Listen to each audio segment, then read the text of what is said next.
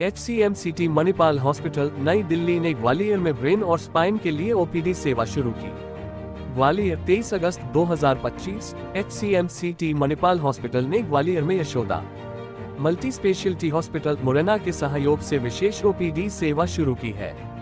इस OPD में हर माह के दूसरे बुधवार को दोपहर 12 बजे से 3 बजे के बीच doctor Anurag Saxena, cluster head Delhi NCR, neurosurgery विभाग HCMCT Manipal hospital Nai Delhi brain और स्पाइन से संबंधित समस्याओं के लिए परामर्श प्रदान करेंगे। ये OPD सितंबर से Yashoda multi speciality hospital Morena और ग्वालियर में शुरू होगी। Doctor Anurag Saxena, cluster head Delhi NCR neurosurgery विभाग HCMCT मणिपाल हॉस्पिटल नई दिल्ली ने कहा, ब्रेन और स्पाइन के रोग लगातार बढ़ रहे हैं।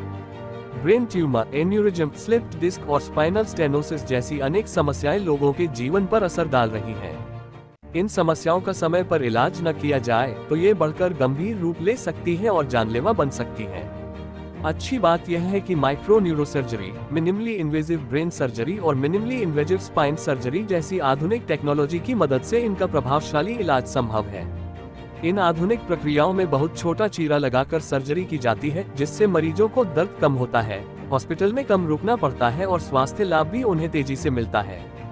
हम केवल मरीजों की जान बचाने पर ध्यान केंद्रित नहीं करते हैं, बल्कि उन्हें एक बेहतर जीवन भी प्रदान करते हैं। न्यूरोलॉजिकल और स्पाइन की समस्याओं पर आमतौर से तब तक ध्यान नहीं दिया जाता है जब तक वो बढ़कर गंभीर रूप नहीं ले लेती है। इसलिए लोगों को इनके शुरुआती लक्षणों के प्रति सतर्क रहना चाहिए और जरा सा भी संशय होने पर तुरंत डॉक्टर को दिखाना चाहिए। इससे स्थिति को गंभीर होने से रोकने में मदद मिलती है और मरीजों को ज्यादा स्वस्थ व सक्रिय जीवन प्राप्त होता है। ग्वालियर और मुरैना में इस नई OPD के साथ हमारा उद्देश्य विशेषज्ञ डॉक्टरों का परामर्श और इलाज लोगों को उनके करीब ही उपलब्ध कराना है। क्या सावधानी? ब्रेन और स्पाइन के मामले बढ़ने का सबसे कारण यंग जनरेशन में लाइफस्टाइल है।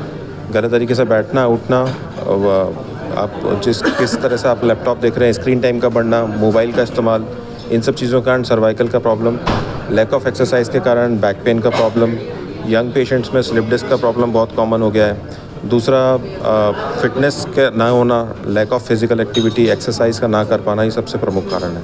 क्या इसके शुरुआती लक्षण है? कैसे लोगों को पता चले कि आप डॉक्टर? सबसे शुरुआती लक्षण कमर दर्द और सर्वाइकल का पेन चालू होता है सबसे ज़्यादा। वो उस स्टेज पे अगर टाइमली पकड़ लिया जाए तो वो फिजियोथेरेपी और कुछ मेडिसिन के द्वारा बिल्कुल ठीक किया जा सकता है। लेकिन वो कई बार इग्नोर किया जाता है। आप लोकल ओवर द काउंटर दवाइयाँ लेते हैं, कुछ आपने बाम लगा लिया है, सारी चीज़ें, और आप इग्नोर करते जाते हैं, फिर वो बीमारी बढ़ती जाती है। जैसे जैसे स्पाइन का डिजेनरेशन होता जाता है, वो फिर सर्जिकल बीमारी में कन्वर्ट हो सकती है। कोई अभी आंकड़ा है कि पूर्व के मुकाबले अभी कितने केस बढ़े हैं या कोई परसेंटेज है अभी की? नहीं, ऐसा कोई आंकड़ा अवेलेबल नहीं है, लेकिन हमारी OPD में जब हम कोविड के पहले की मैं बात करूं, मतलब आज से कुछ साल पहले की बात करूं, तो अगर हमारी मान लीजिए कि हमारी OPD में 20% स्पाइन के पेशेंट, यंग पेशेंट आते थे, 10% 20%, अभी 50% स्पाइन के पेशेंट्स हमारी OPD में, स्पाइनल OPD में यंग पेशेंट्स आ रहे हैं जो 30 साल से कम की उम्र के हैं। अभी इसका क्या इलाज है और आप समझाएं? जी, देखिए, इलाज सबसे कॉमन है। 80 से 90% स्पाइन की प्रॉब्लम्स बिना सर्जरी के ठीक हो सकती हैं अगर टाइम पे उनको पकड़ लिया जाए और टाइम पे उनको डायग्नोसिस हो जाए।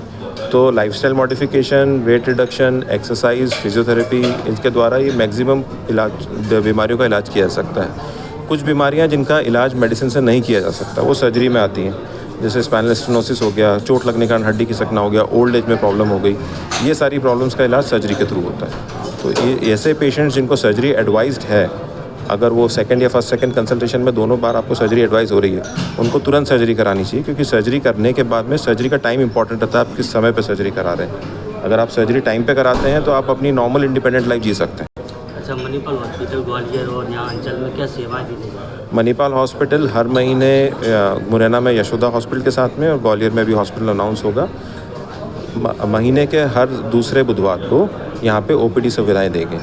मैं खुद आऊँगा। न्यूरो सर्जरी की स्पेशलिटी और न्यूरो साइंसेज से रिलेटेड ब्रेन और स्पाइन से संबंधित सारी प्रॉब्लम्स को हम यहाँ पे देखेंगे, सारे ग्वालियर और मुरैना के। नहीं, अभी OPD पे ही है। अभी वो फैसिलिटीज़ हम जो वहाँ पे दे पाते हैं, वो ऑब्वियसली वो फैसिलिटीज़, वो सुविधाएं यहाँ उपलब्ध नहीं है, तो वो रिज़ल्ट दे पाना संभव नहीं है।